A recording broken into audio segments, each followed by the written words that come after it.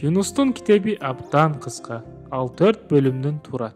Бул китепте Жунус пайгамбар Нинеби шаарында кызматын аткарышы үчүн чоң деңиз балыгына жутулуп, кайра кургак жерге ыргытылышы тууралуу баяндалат. Жунус пайгамбар болсо да, Кудай андан эмнени каалаганын түшүнүшү керек болгон. Күндөрдүн биринде Кудай Жунуска: улуу шаар Нинебиге барып, мен айта турган кабарды жарыяла, анткени анын мыйзамсыздыгы мага жетти, дейт. Жунус болсо баш ийгиси келбей, ордунан туруп, кайыкка түшүп качып кетет. Кудайдан алыс кеткиси келет. Бирок көп өтпөй, Кудай катуу борон чапкын жана кемени оодарып кете турган чоң толкун жиберет. Матростор коркуп, ар бири өз кудайына жалынып башташат. Бирок толкундарды эч нерсе тынчытпайт. Алардын баары тынчсызданып жаткан учурда Жунус катуу уктап жаткан эле. Анан капитан аны ойготуп, эмне үчүн ал өз кудайына жалынбай жатканын сурайт.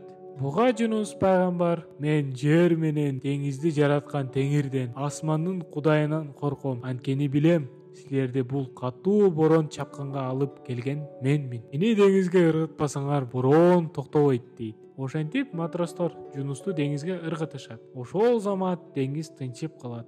Жунусту болсо чоң балык келип жутуп алат. 3 күн Жунус балыктын ичинде жатып, Кудайга сыйынат. Кудай Жунусту угуп, балыкка анын курсагынан чыгарууну буйруйт. Ошондо Жунус деңирдин эркин аткарууга жөнөйт.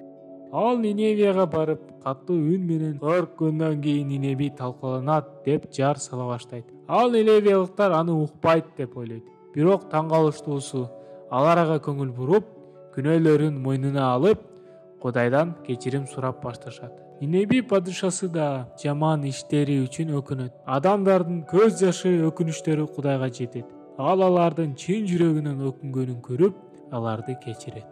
Кудай Нинебини кечиргенин билип, алар кубанычка бөлөнүп, бийлеп, ырдап Кудайды даңкташат.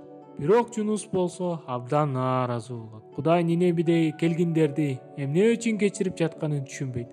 Ал күнөөгө баткан шаар, жок болорун жарыялоо үчүн келген жок беле? Кудай андан: эмне үчүн ачууланып жатасың, деп сурайт. Жунус бактысыз болуп шаардан чыгып кетет.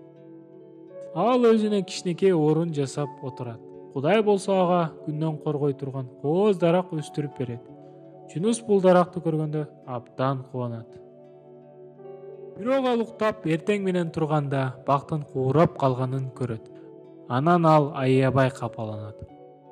Ошондо Кудай ага келип түшүндүрөт. Жунус өзүнүн дарагына боору уруду, бирок Ниневияда 120 000 кишиге кандай мамиле кылып жатат. Бул кабардын терең мааниси. Кудайдын чакырыгы Израиль элине эле эмес, баардык элдерге багытталган. Жунустун окуясында жаңы келишимдеги Исанын окуясын баяндалганын көрсөк болот. Жунусту 3 күндөн кийин чоң балык түрөлөй түкүргөндөй эле, Иса да 3 күндөн кийин көмүлгөндөрдүн жана өлгөндөрдүн арасынан тирилген. Бул Матай 12 бөлүм 40 аятта жазылган. Анткени Жунус деңиз балыгынын курсагында 3 күн 3 түн болгон сыяктуу, Кудай уулу да ошондой эле жердин койнунда 3 күн 3 түн болот.